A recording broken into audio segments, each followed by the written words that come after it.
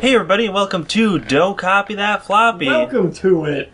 I'm your host, Lex. I'm Dan. Moffley, don't worry, we started the podcast. We started it. I'm texting you back right now, too. Calm down, please. Thank God we have someone to keep us on task who listens to the podcast. At first we thought maybe the stream was down, but then we realized all our electronic devices just suck. Yep. My phone even just shut itself off. This is a bad day to be alive. We are a video game news podcast broadcasting live on chipit.net Fridays 7 to 8 Eastern Standard Time.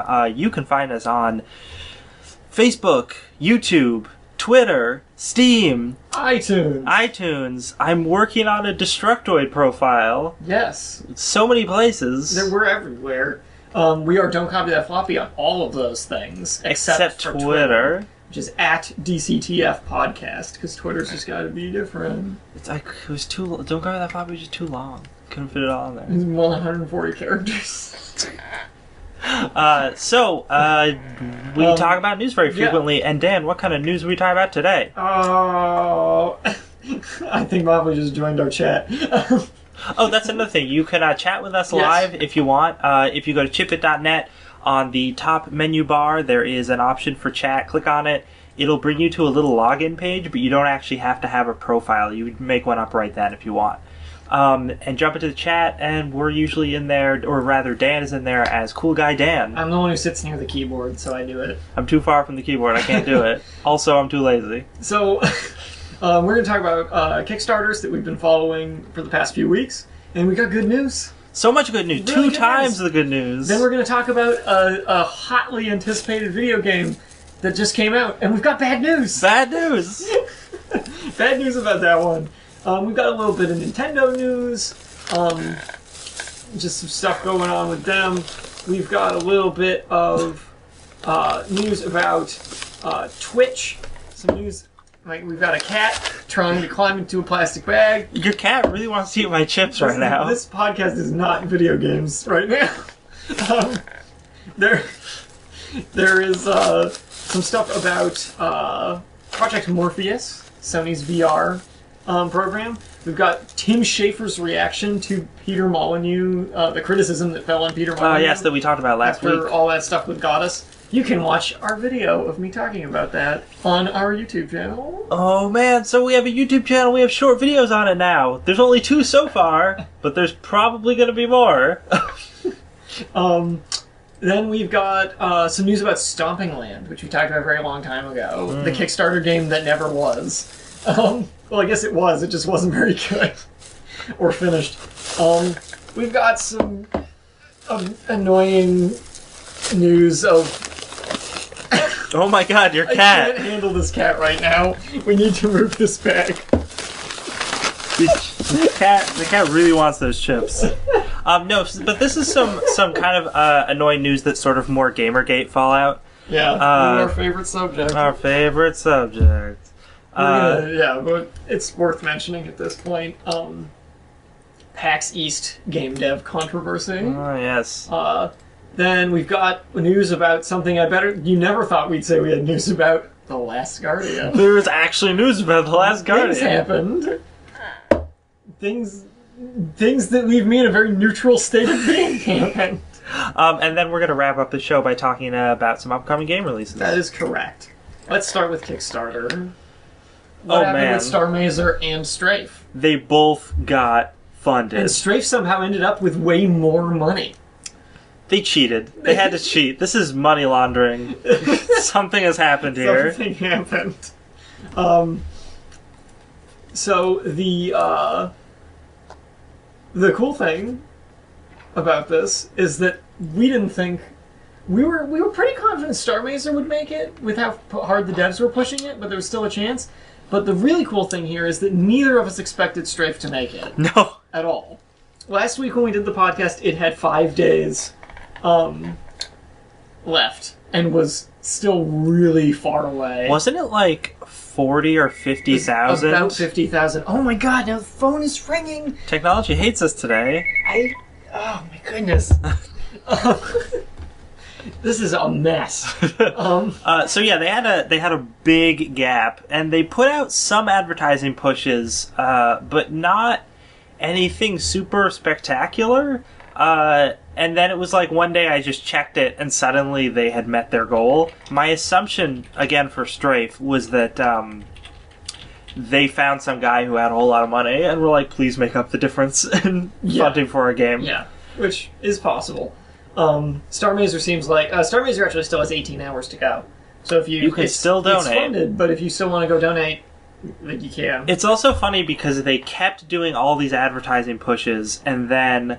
it sort of started gaining momentum again, and now even though it's gotten all of its funding, it's continued to gain momentum because now it's at 175 out of 160,000. Yes.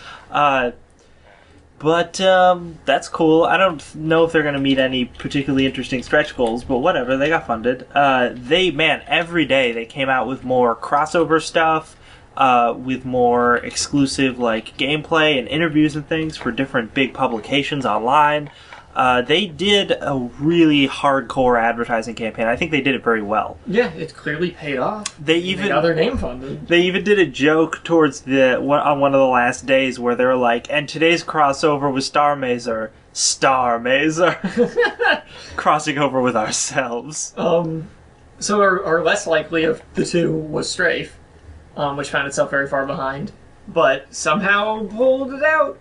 And they put out another video after they got funded, which I actually haven't watched yet. It's all mashups of commercials from the 90s, with like really hardcore heavy metal music and these really bad like money digital effects and like gameplay footage. Yeah, vignetted onto the screen. It's hardcore.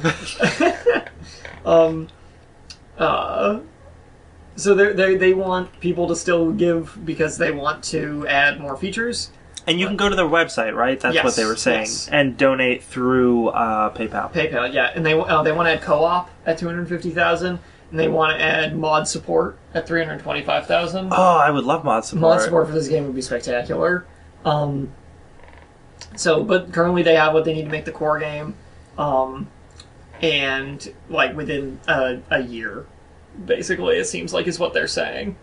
They plan to hire some more people over the next year and put the whole game together and all that. So that's something to look forward to. Yeah, good for these guys. Good for you guys. Kickstarter things we didn't think would get funded, but you did. You proved us wrong. This is a happy ending. It's the exact opposite of Night Train. Which was a sad beginning and a sad ending. Sad all the way through. It was just the worst. So let's talk about something else that's sad. Oh. A particular video game came out today. A very, very hotly anticipated video game. The Order 1886. Now, I was super excited for this game because... I was pretty lukewarm about it. Well, yes, this is true. Yeah. I think it was because The Order made me think of the like really early the guy who created Hellboy and the Hellboy comic book totally. has a spin-off comic called the BPRD, and they have certain BPRD things, and also this comic called Witchfinder, I believe, that are set further into the past, and just these guys dealing with like supernatural stuff as a government organization. Paranormal Research and Defense. Yeah, and they're really good. And good stories. Yeah, and I thought mythology used. Yeah, and this game reminded me a lot of that. Plus, it looks gorgeous. Like it's such a pretty game. Graphically, it's amazing. So I was cautiously optimistic about it, I guess, because we didn't see a whole lot of gameplay. Prior to this coming out, we didn't. I didn't have assurances because we didn't really know the company very well, and because it was sort of just a AAA title that seemed like it was getting way overhyped, and that can be the downfall of a lot of games. Yeah. Case in point, oh my gosh, I can't remember. Watch Dogs. Oh yeah, Watch Dogs, big time. But Watch Dogs still sold like 4 million something copies. Right away. And we'll see how much The Order sells, but probably not that much. Probably not that much. And Watch Dogs, we'll get our Watch Dogs too, and maybe it'll actually be decent. But The Order, the sad part about it for The Order, for the developers at least, was that a lot of this news came out before the game even released. That's true. So there was a story earlier in the week. Yeah. Majorly saying the game lasted no more than 5 hours. Yeah, there was a guy who posted a playthrough of the game, I think on YouTube. Yeah. and it was just him He's playing through through. the whole single-player campaign. And the whole video was like 5 hours. Yeah. And everyone was really up in arms about it, saying, wait, but your game's way short. Yeah. Which, the guy who was the creative director on the game? Ready at Dawn's... We have an article here from Eurogamer.net. Ruwira Surya. The CEO and creative director. Okay, yes. I was right. He's creative director. So he gave an interview about this immediately. Yeah, this was right after the video went up, so this is still before the game was out. And it was. I give them points for actually being on top of this. Yeah, definitely. I don't think his defense of it was great. Oh, it was terrible. It was really bad. He was... Because he didn't lie. And I guess, again, I'll give him credit for that. He didn't say, like, no, the game's much longer than that. He said, well, you know, games... some games can still be good even if they're short. And then he pointed out, like, oh, you know Call of Duty? Call of Duty's campaign is only, like, 5 hours. And I read that and I'm like, yeah, you schmuck, but Call of Duty is supposed to be a multiplayer game. Your game is single player. Right. Come on. Oh no. Dan's having trouble learning how to type. I'm okay. Jeez. I got this. You'll never be a secretary, Dan. So God. So the thing on the one hand, I'm not surprised by the fact that this game is short and rather shallow. I pulled up for our podcast here the Polygon review of the game, who gave it a 5.5 out of 10. And this is not the only middling review of the game. No, I think I checked out either the IGN or the GameSpot. I can't remember which, but they had given it 5 out of 10 as well. Yeah. So everyone's basically saying this game is really mediocre because it's gorgeous, it sounds great, the voice acting is terrific. It has really cool concepts in it. Yeah, but the game does, like, nothing with it. Yeah, it takes all these awesome concepts and great art direction and proceeds to go nowhere with them. Yep. They talk about how you're supposed to be fighting werewolves, but they don't really give you the backstory as to where these werewolves come from or why you're fighting them. Werewolves. And then at one point after the early part of the game, you just stop fighting them, which, considering how long the game is, probably after an hour, you stop fighting them. Exactly. And fight humans until the end of the game when the werewolves show back up. I think the so you play for people who don't know, the story of the game is you are playing like descendants of the Knights of the Round Table who are fighting supernatural creatures in like 1886 London. That's now your cat's in a bag. This cat is in a bag. Like that's the gist of it. And I think that the Polygon article kind of sums up the criticism of this game pretty well. You play as Sir Galahad, and Sir Galahad's story, such as it is, I'm just quoting this from their review, concludes so rapidly and with so few loose threads tied off, it's hard to shake the feeling that someone somewhere decided it was time for the knight and his cohorts to get out into the world whether they were ready or not. Though it nails some of the fundamentals, the Order has been released without answering the essential question of what it offers that video games aren't already doing better. Everything about the game's final shot screams sequel setup, but unless the Order finds some non-aesthetic reasons to justify its existence, it's hard to imagine coming back for a second adventure. Well, this is the interesting thing, that after Dan and I both read reviews and watched a lot of footage of the game, the conclusion both of us came to separately, and then did one of those, like, you know what they should do? This! Yeah. Was that this should have just been a movie. Yeah. They should have just made a CG movie. Yeah, because great voice acting, really pretty, cool concepts. It's just the gameplay was lacking. Yeah. The gameplay was ranged from nothing to painfully, like, derivative of other games. It's lots of cover-based shooting with chest-high cover that you get behind and you poke out and shoot a guy and put him back in. And all the AI is super predictable. Yeah, and it's just, you get all these, like you even said, you get all these really cool guns in it that are just these neat weapon concepts and everything, and then you just don't do anything cool with them. Nope. Because a lot of the fights boil down to QuickTime events at the end, too. QuickTime events. So it's also got heinous misuse of QuickTime events. Or, like, climactic encounters, which is ugh. But that's nothing new for AAA games, I guess. Dying Light, I'm looking in your direction. What was the game that actually did good QuickTime events that made everyone think it was a good idea? Resident Evil 4. Oh, yeah. Resident Evil 4 had pretty solid QuickTime events. The Wonderful 101 more recently used QuickTime events extremely well, also. That game did QuickTime events right. So they're not a thing that can't be done well. It's just most games don't do them well. But what about Beyond Two Souls? That did it well, right? What about Heavy Rain? What about Indigo Prophecy? That was great. Simon Says. Nothing was weird and stupid and horrible about that game's story. That game was brilliant. Remember when the internet beats you up? The internet comes alive as a physical construct and beats you up. Remember? But there's also a Mayan god that shows up. Yeah, remember when you chase Panther Man through your dreams and then all the furniture in your apartment beats you up? You got beat up by a lot of things in that. Remember when you go to an insane asylum and the power goes out so all the doors open because that's how insane asylums work? Well, yeah, why wouldn't And then you have to wander past all the mentally ill people who will presumably eat you because every mentally ill person is a horrible cannibal? Yeah. Remember that part? Nothing weird and derogatory about that. And insulting about that game. Anyway, so about... So, yeah, the basic gist of all this stuff about the Order is, on the one hand, it's not really anything new for some of these AAA games to end up being kind of mediocre. I honestly see the fact that the Order is getting these mediocre reviews to be a decent sign that people are finally wisening up to this a bit. Yes, especially when I saw that places like IGN and GameSpot were giving it mediocre reviews. So clearly, like, somebody forgot to pay them. Yeah, somebody forgot to pay them. Or they're just trying to give actual reviews. Yeah, because for the longest time we'd see with a AAA title, even if it was super mediocre, it would still get solid scores. 10 out of 10, pretty good. Pretty good, yeah.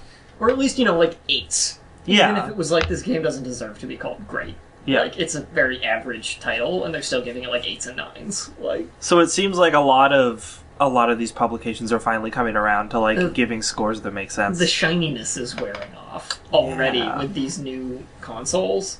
Because a lot of it is like, oh, look at these amazing graphics and look at this amazing physics and this amazing tech. But where's the game?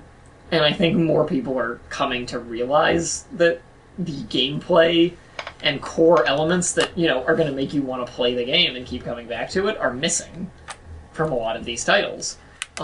Assassin's Creed Unity was another example, although that was more because of how glitch-ridden it was. But at the same time, Assassin's Creed Unity had like the weakest story of any of the Assassin's Creed games, according to a lot of people. So and the gameplay felt like clunky and stilted compared to even some of the other games. Assassin's Creed Unity, another example of amazing voice acting. Oh, God. All those British people. I can't wait for Assassin's Creed in China, where they'll all be speaking in British accents. Although, if they send it during the Boxer Rebellion, would actually make sense. There you go. There you go. They would have to, then. It would make sense, except for the Chinese characters. They're fine. They went to school in the UK, that's why. Yeah. So... yeah, like, all this article, almost the review says that the game's presentation is amazing and everything else isn't. Which is a shame. And Ready at Dawn's response over the length of the game is like, well, good on them for making a response, bad on them for their response basically being, well, even if it is short, which I'm not saying it is, that doesn't really matter. Yeah. Which is a terrible, terrible way of handling that. As he says, as the CEO, creative director says, gameplay length for me is so relative to quality. It's just like a movie. Just because a movie's 3 hour long, it doesn't make it better. You're right. And just because a game isn't 8 hours long doesn't mean it's good. Or doesn't mean it's, like, fine. Yeah, it's interesting because when the story broke about the length, I thought, like, oh, that's going to be the big detractor from this game. But after it came out and we read all the reviews, a lot of the reviews don't even mention the length. Yeah. They're like, no, there's a lot of other stuff going wrong with this game that we need to focus on. Yeah, exactly. And I think it speaks a lot to the modern syndrome of AAA titles being lackluster when you really put them under a lens. They're very much flashy. You see where the money all went developing them, for sure. But video games? Not really there. Nope. Let's talk about Nintendo. Oh, Iwata. Satoru Iwata has confirmed some information about the shipping issues, particularly with amiibos and other such things. Everyone's been getting so mad at Nintendo because they're like, why aren't our amiibos here? Yeah. And a lot of, I think when we talked about this, because we've been talking about the amiibi for like weeks now. Is that an official term? It's my official term. Fair enough. So we've been talking about it for weeks, and one of the things I remember saying on a past episode is, Nintendo, how come you can't meet demand? Just like rent out another Chinese sweatshop factory and make more of them, because people obviously want them. But now it's from this thing from Iwata, from a shareholder meeting. Yes. He talks about how it's not that we don't have them, it's that we can't get them to America. Because there's a shipping strike at the ports that they use on the West Coast. On the West Coast. Which is preventing them from moving their product. This came up, I actually knew about this, just not in relation to Nintendo. Oh. Because I order action figures from Japan. And one recently was being distributed from the Western port. The port on the West Coast. It went there from Japan, and then from there they shipped it out to everybody who wanted one. And it took them like a month or so extra time to push it through port for everybody who had ordered this thing. Oh. So this has been going on for a while. Now apparently the strike is totally reasonable in terms of like what's going on with that. I guess it's the workers, wanted higher wages, and then the company got really mad, and they're like, we're just going to lock you out of the ports. Right. So negotiations happened, and then they broke down, and now like the U.S. government's getting involved to try and start negotiations back up because they realize that our economy is like losing a huge chunk of money because of this. Because this has been going on, like I said, for a while. And it's weird because like the only reason why I know all of that is because of the Nintendo story, so I looked into it. Yeah. But, like, I've seen nothing on the nightly news about this. No. It seems really important. Nintendo, or Iwata also said, since video games themselves are so light, they can fly them to America. And that's why those are still accessible, yes. Yeah, to explain that. But the amiibos are heavy enough and hard enough to ship that they need to do it by boat. And... yeah, that's it. If only they could do it by drone. Those big container ships full of amiibos. Oh, what a weird thought. Heavenly. Some giant cargo ship just like full of amiibos. Like you had one sinking and then people finding it years later. Oh man. And sending the submersible down and picking up a Yoshi. Well, someone's like, oh, no way, Shulk! James Cameron, thanks for lending us your submarine. He's so hard to find. Meta Knight, that's a Target exclusive. That would be just like the dig for the ET Atari cartridges. Except way cooler. way cooler? Way cooler. Mysteries of the Deep. Are any of those characters sea creatures? I don't know. I don't think so. Wii Fit Trainer. That's right. Is Wii Fit Trainer a fish or a mammal? We'll post a poll on our Facebook page after this. You know what? I kind of want to do that. Alright, let's stretch our legs. Twitch TV. Or no, I had another thing. I don't know why. I think I closed the article by mistake. Hold on a second. Oh, Jesus. Because I had another Nintendo thing. I don't know where it went. But Nintendo made a statement as to why... I had a Polygon article from a couple days ago where Nintendo made a statement about the new 3DS, as a lot of people were criticizing them for only releasing the new 3DS XL in the United States, and not the regular new 3DS, which can do, like, has the colored buttons, ooh, and can do cool faceplates and things like that. And a bunch of people were like, why do we have to get the XL? And Nintendo of America's rep basically said, because we don't think you guys would buy enough of them here. And if you look at the numbers, the handheld market in Japan is huge, and in America, it's sizable, but maybe not sizable enough to release two of basically the same thing at the same time. At the same time. Because all of the XLs for the past DSs have come out later than the initial one. Whereas this would have been at the same time, and more people were gonna pick up the XL anyway, I feel like. I don't think that, given the option on launch day, I think most people would opt for the XL. Not everybody, but enough people for that to be, for them to not release it over here, the other one over here. And the guy, the rep also said,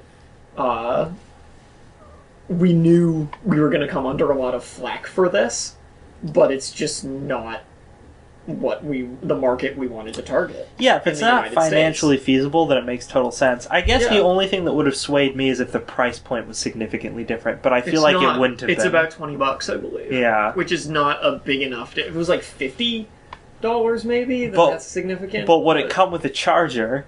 That's a great question. The answer is no. Nope, none of them come with chargers. You're screwed. Nope, have a good time finding one, idiot.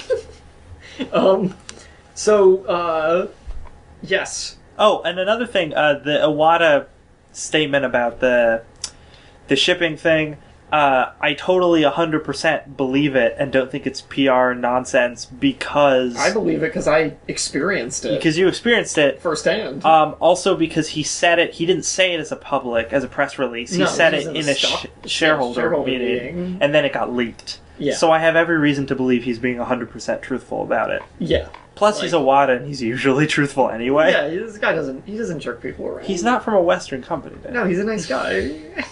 Let's be real here. It's not like he worked on The Order or something. That was harsh, I'm sorry. So, Twitch TV. Twitch has become a pretty big thing. Has it? And, yeah. I don't think I've ever heard of it. I think it's a pretty big deal. I don't know. They've done a lot of stuff on it. You can watch many different things. During their weekly update show, Twitch TV host Marcus DJ Wheat Graham. Oh my god. I'm assuming that's how he says his name. Is it the 90s? Like, does he have frosted tips? DJ Wheat. He should. His hair would look like a wheat field. Oh my god. He better. Please. He announced TwitchCon, which will be taking place September 25th and 26th at San Francisco's Moscone Center. I don't know how to pronounce that. I'm assuming it's Moscone. It's probably Moscone. So plans are still underway. This is an article I'm reading this from Polygon, February 20th. That's today. A new Twitter account called @TwitchConSF went up just a couple hours ago at this point. And they're going to be starting a dialogue with the community about what they think should be at this event and how it should be organized and everything. The idea is they're going to get all the people who all these famous, internet famous, I guess. They're still famous in a way. They're not movie stars or anything. But it just feels weird to say. The famous Twitch broadcasters are all going to be there, so you'll be able to meet these people and just have a good time. And they're going to do live content broadcasts from the convention center, and just have. It's going to be a big Twitch extravaganza where everybody gets to meet each other and have fun, because they have such hardcore fans and everything that they feel like they should do something like this. I'm almost surprised that this hasn't already happened, because Twitch has been big for a while, and you see a lot of, people like PewDiePie. Yeah. Earning the most money of any internet celebrities. Yes, indeed. Now the cat's on me. Oh, jeez. Now the cat's on you, Dan. What would that expression mean? I think it's the joke's on you, except with a cat. Oh, no, the cat's clawing you now. This is horrible. Kitty has claws. Oh, God. Ah, jeez. Okay. So, TwitchCon. How about that? Man, the cat is dominating this episode. I know. So that is very cool. It's cool to see Twitch, which is such a community put together thing, becoming its own convention. The same. It happened with PAX. Started as just this little it started from Penny Arcade, which is just a little comic book, or not comic book, webcomic. that got enough fans and enough followers to warrant becoming this much bigger thing. And the guys in charge got into the game industry in a bigger way and made this convention. So we're seeing that kind of happen again with Twitch here. And given its success because of like things like League of Legends and all that stuff, it's cool. Also, cons in general just seem to be growing very rapidly. Especially gaming-related stuff. And I don't know, I think we talked about it in the past with another con, and I was talking about how I feel like they're going to reach critical mass at some point. Yeah. But that hasn't happened yet. Just not in time for TwitchCon. So yeah, if you're in San Francisco area around late September, check that out. Check it out. Hey, did you just tune in? Are you confused as to why you're not hearing chiptune music right now? Sorry. This is Don't Copy That Floppy. We are a video game news podcast broadcasting live on chipit.net on Fridays from 7 p.m. until 8 p.m. Eastern Standard Time. We also have an archive on Chipit. We also have an archive on iTunes, and you can find us through a bunch of social media like Facebook, Twitter, Steam, and YouTube. We just started populating our YouTube page. We have short videos up there now. Not very many yet, but they're fun. Especially Dan's rant about Molyneux. I liked a lot. You know what I don't like a lot? Peter Molyneux. Yeah, jeez. Dude screws up. I don't care what Tim Schafer says. Actually, do you want to talk about that now? Yeah, I might as well segue into that. So, guess what Tim Schafer said? Tim Schafer says that the negative reaction to Peter Molyneux about this recent controversy was way out of proportion. If you want to know in more detail what's going on with Peter Molyneux, check out my video on the YouTube channel. That's a plug. We're professional. We're professional. But the gist of it is, Peter Molyneux has come under heavy fire for all of this stuff with his game Goddess, and the fact that he's leaving development to go to this other game, and that he never contacted the guy who won his Project Curiosity thing. And it's all bad. Yeah, it's just all bad. It's all bad. It's all really bad. Peter Molyneux messed up big time. Everybody's calling him on it. And it isn't the first time that he's messed up. And that's the thing. Yeah. Tim Schafer, who is the chief of Double Fine Studios, he made like Psychonauts, he made Monkey Island, all that stuff. Grim Fandango. Mm-hmm. So he's a great developer, this guy. And he recently made Broken Age, which was a Kickstarter game project he put together himself. The first part of Broken Age came out and was actually also criticized for being short and given how much money went into it. They were like, it took a long time to come out, it's rather short. He got some flack for that. The second part of it, it's supposed to be a two-part thing, is due out sometime soon, I believe. And people are still criticizing Schafer for this, for how long it's taking to get this all done. But so it's kind of appropriate that Schafer decided to comment on Molyneux's whole situation here. So he posted a regular video update about Broken Age, which he's been doing since it started development. And at the end, he brings up the Molyneux scandal, and he says that he doesn't want to say that developers like Peter and himself should not be responsible and accountable to deadlines, which is true. Obviously they should be, because they're using other people's money to make their game. He's just saying that reaction to recent events and the tone of that reaction is really way out of proportion to the seriousness of the events themselves. So the problem I have with this statement, the thing I will first say about this statement is, yeah, some people's reactions are out of proportion, because I'm sure there's a lot of people out there who are saying Peter Molyneux should die. So obviously stuff like that's out of proportion. Well, even if we just assume when he's talking about interviews. Yeah, interviews. I mean, there was the rock, paper, shotgun thing, which we should bring up. I think that's probably specifically what he's thinking of here, and that was pretty harsh. My issue with what Schafer's saying here is that Schafer's defense of him here strikes me as only referring to this recent event. And the fact of the matter is that Molyneux has been pulling stuff like this and flat out pretty much lying to people about his games, whether intentionally or not. For the last decade. Yeah. Like, And so at this point, I don't know how familiar Schaefer is with all this other stuff surrounding Peter Molyneux, or if he's just reacting to this because this is the first time it's really come to his attention. But it seems like I feel like Schaefer is missing part of the bigger picture here. Schaefer's a smart guy. Yeah. I'm assuming that he knows the history of Molyneux because he's been involved in games that long. Yeah. I think it's more of a question of, or more of a case of defending his own, sort of. Yeah, because he's come under similar fire for doing similar things, but not as bad. Yeah. And because they're both game designers who try and do, like, indie stuff, so he probably feels for him more because he's like, I've been there. Definitely. And I get that, and that's totally fair. But at the same time, Molyneux kind of needs to answer for some of this stuff. Yeah, I mean, so the Rock, Paper, Shotgun interview starts off real hardcore. I mean, the first question that the guy asks is, do you think you're a pathological liar? And then, to his credit, like, Peter Molyneux then says, wow, that's a really harsh question. And the interviewer says, yeah, I understand it's a really harsh question, and I apologize for that, but I think it's an important question given this, this, and this. And I'm like, oh, okay. So, there's reasoning behind your extremely harsh line of questioning, so that's fair. Okay, I get it. Yeah.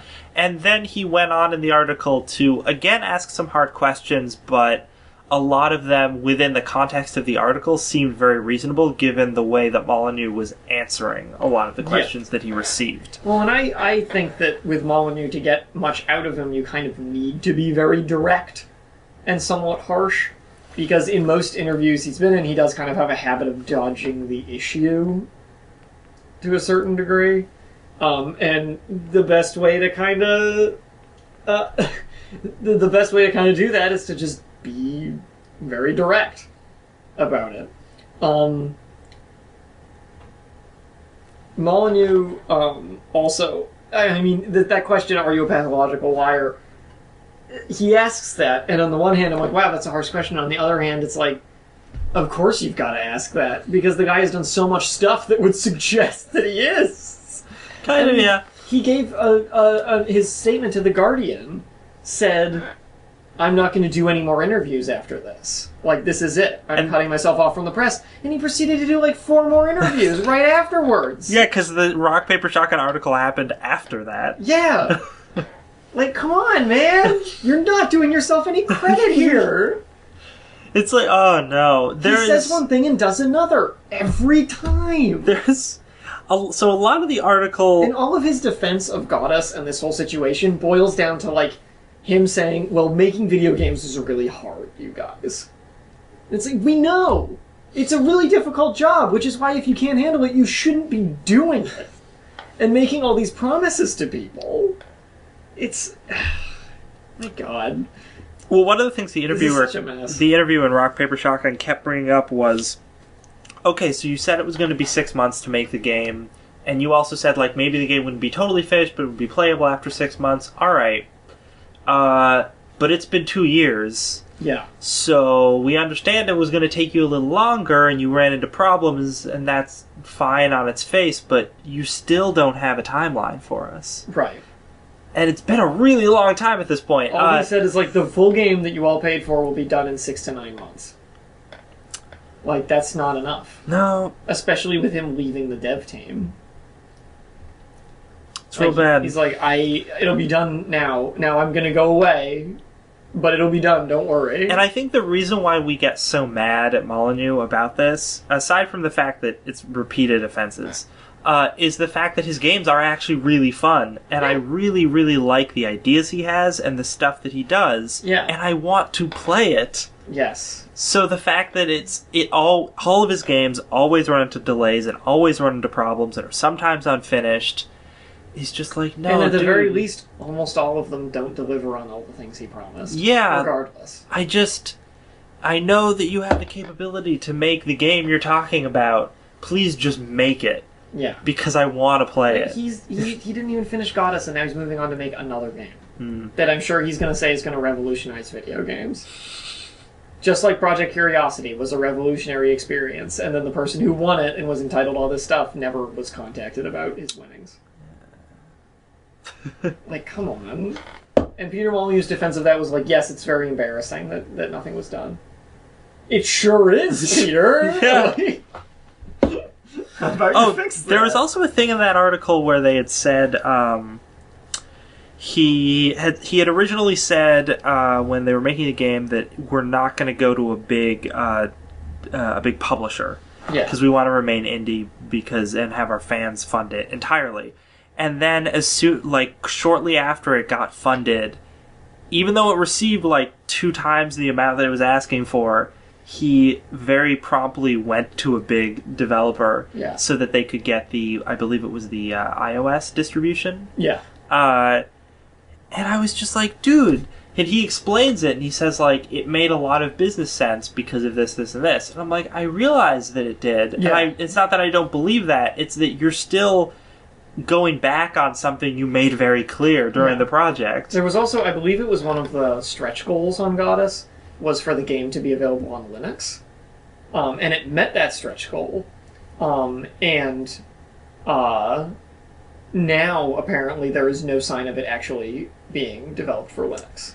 Oh no, those 3 people are going to be really upset. But still, I'll give you that. Yeah. But at the same time, if I gave money to Goddess because I have Linux and want to play it on Linux, and am now finding out that the version of it that was promised for me is just not happening, I'd want my damn money back. That's true, yeah.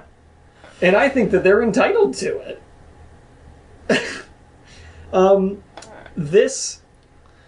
From here we can probably segue into our little story about Stomping Land. Talking about money that went into Kickstarter and that people want back. So we brought up Stomping Land last week again when we were talking about this stuff. Because we talked about Stomping Land quite a while ago as well, when it first went silent and was removed from Steam Greenlight. Or Steam Early Access, excuse me. I always get those two mixed up. So this is a GameSpot article from February 18th that says Alex Fundora, the project manager and lead developer of Stomping Land, which is this dinosaur caveman survival game, he has just gone, he's just vanished. Now, way back when this game, several months ago, was released from Steam Early Access out of nowhere after getting $114,000 on Kickstarter, having only asked for $20,000. And there was very little news about it beyond that. It vanished from Steam Early Access, and people were like, where did it go? Well, where did and then Mr. Fundora didn't really say anything about that. And now here we are, a few months later, and one of the artists he hired to work on it has quit the project. And is speaking to the press about it. So he quit the project, says he has not been able to establish contact with Fundora in weeks. So this guy's just been trying to get in touch with the developer, and he just can't. And the developer owes this guy money. Yeah, because the artist also hasn't been paid in a while. Yeah, he hasn't been paid for his work on the game. And one of the model designers, one Vlad Constantino, wrote on the forums for the game, more than a month has passed since the day I received the last reply from Fundora. I've sent him 5 messages and haven't gotten a single reply. So it's multiple people who are working on the game who can't get in touch with him. Constantino goes on to say, if the silence continues, I will stop my participation and start taking necessary measures to cover my expenses. So this is at the point where the people he hired to work on the game are threatening to sue him for the money he owes them. Yeah, a not-so-subtle threat to sue. Not so subtle threat.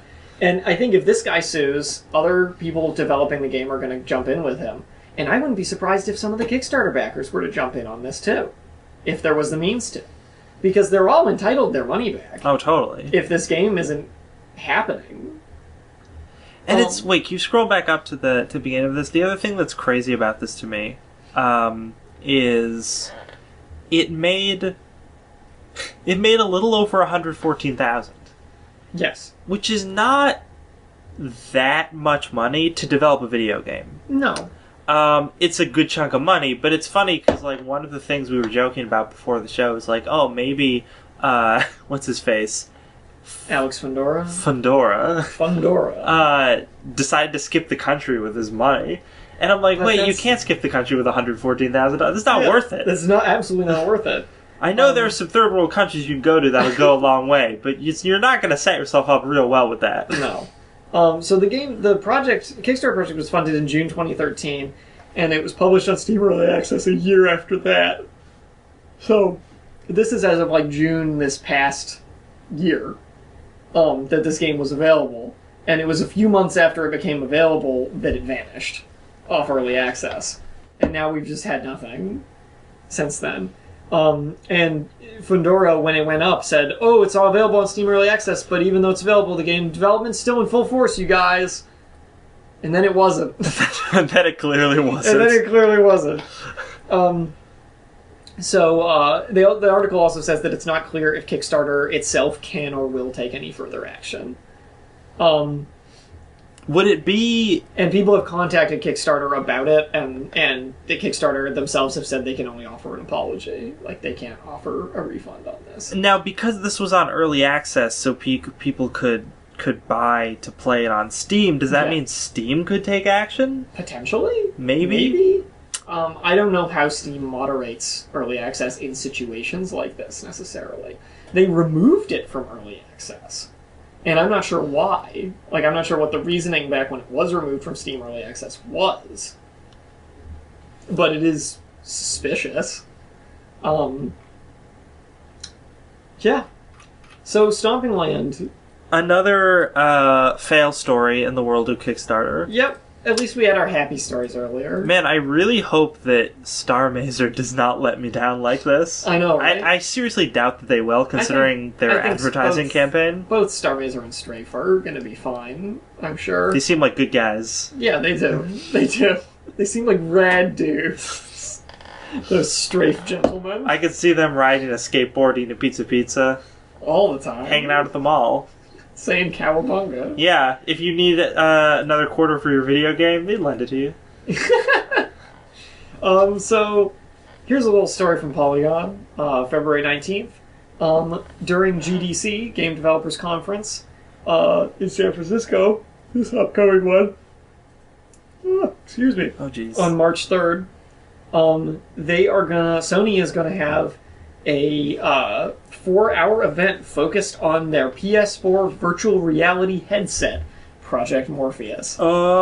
Presumably you will be able to look as stupid as the man in the picture. Oh my god, look up this article. This guy looks like such a nerd. So you have to wear a big dumb headset and headphones and hold 2 of those stupid magic move wands. Oh god. And you look like a total idiot. So all I can say about that is it better be worth it. That better be an immersive gaming experience. Right there, yeah.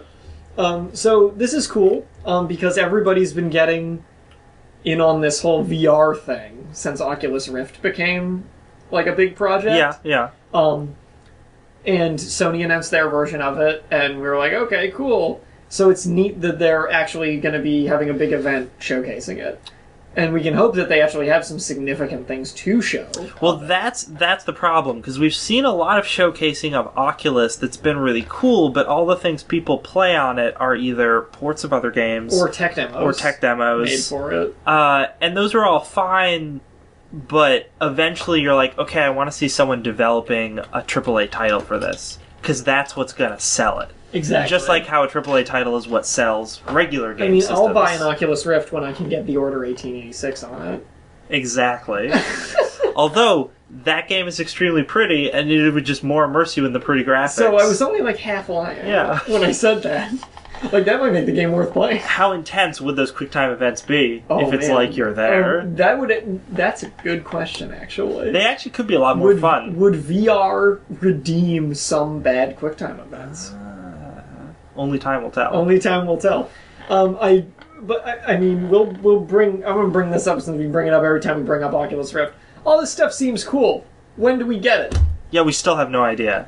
I like how not only has Oculus been around for a long time, but now other hardware is coming is being announced. That is also not out yet. That is also announced, and none of them are giving us release dates. Yeah.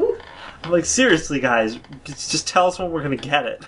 I also think giving a hard date on when we're going to get it, even if it's like 2 years from now, would still kick game designers in the pants and get them making something, because they'll want to release something at the release of the hardware. Right.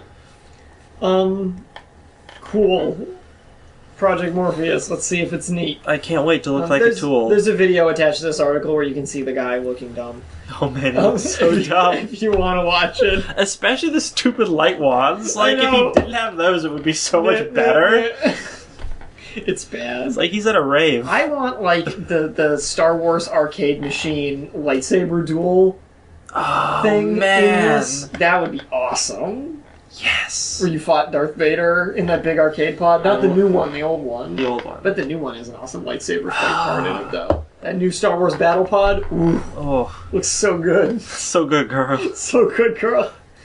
So, let's go to a little story about PAX East. Kind of a gamergate-y thing, even though that's mostly blown over at this point. Apparently it's still going on. This is something that's been going on for a while with this game developer. We just haven't really talked about it yet. So this is Giant Space Cat. Yeah. A game developer out of Boston. Yep. Or not Boston, I'm sorry, Massachusetts. I don't think they're actually located in Boston, although they might be. What's their game called? Their game is called Revolution 60, and it was a handheld game. I think it's for iOS and Android. Yeah. And in 2013, they were at PAX East, and they premiered it, and it won, like, best mobile device game, or one of the best of show. So people really liked it. Yeah, it got them some notoriety. Yeah, we've looked at a lot of stuff from this game. Everything I've seen for this game, I'm like, I don't get why people want it. It looks really gross, terrible. The graphics are bad. The art is bad. But that's not what we're talking about in the story. I'm sorry. We need to get... I just can't get over it. And that doesn't actually have a bearing on the story. No, it really doesn't. The problem here... The problem here is that this is an all-female dev team. Yep. And they have received significant death threats recently. About going... Or just in general. Just in general, and I think specifically... Which has freaked out a lot of the people on the team. And I think it's like most recently they have received threats like saying, don't go to PAX East, because we'll murder you, or something. Or something along those lines. And a lot of the dev team was really concerned about it, so the woman who runs it... Brianne Wu, I believe is her name. Brianna Wu, sorry. Yeah. Said, okay, let's put to a vote, and they voted in favor of not going to PAX East because they were freaked out about it and felt concerned for their safety, and that's totally reasonable of them to make that decision. Yeah. Now, to Brianna Wu's extreme hardcoreness, she's going anyway. They won't have a booth for the game, but because she's scheduled to speak at some different panels, she didn't want to back out of those, and she didn't want to be intimidated, so she's still going to be there. She's going to go. Mike from Penny Arcade said that the reason they've continued to attend PAX has specifically been because the enforcers and PAX staff are, like, cool people. So, I mean, he seems pretty confident that, like, there's really nothing to worry about. And I would agree that there probably really isn't. There probably anything significant to worry about. Not that you shouldn't take threats lightly, but there's no history of anything happening at this or any other convention that I can think of. No. And he has made efforts to step up security, coordinating with the Boston Police Department. Yeah. I mean, and this all just comes on the heels of all this other crap with Gamergate. Yeah, a lot of, like, Anita Sarkeesian getting death threats, and Zoe Quinn. Oh God. It turns out people on the internet don't stop being jerks. It's real bad. But it's goddamn ridiculous. A woman made a game. like... And if you think that game's bad, I'm with you, alright? Because that game looks real bad. It looks really bad. It has yet to prove me wrong. But it doesn't mean you can threaten them. Yeah, that's way not cool. Like, you can't do that. Nobody's sending people who... Well, maybe some are. But nobody's sending the people who made the Order 1886 death threats. And I'd like to do that. But you know what? I'm not gonna, because I'm not a shithead. Exactly. So, and it really... our friend in our comments said it very well. that he's sick of these idiots threatening female game anything, making every male gamer and every game that isn't feminist empowerment a symbol of like the chauvinistic mafia. Like it's gotten ridiculous. It's gotten to the point where anything like even tangentially related to all of this is being applied to like these huge groups of people. So like, you know, if you're doing this as a male gamer and making threats like this, you're giving all male gamers a terrible name. Because here's the thing, is a lot of people, like the vast majority of people, just don't care. Giant Space Cat, you want to go to PAX? Go right ahead. Do whatever the hell you want. I'm not going to go to your booth. I think your game looks awful. But you go. should be there. Go for it. Like, it's unfreaking believable. And at the same time, I don't even know what I want to say about this anymore. I hate gamergate. It's so annoying. Can't we all just play video games? Can't we all just play The Order 1886 together and be horribly disappointed? Be indifferent the whole time. Like real happy gamers should. So we're just about out of time. We sure are. I do want to talk really quick about this Last Guardian thing. Okay.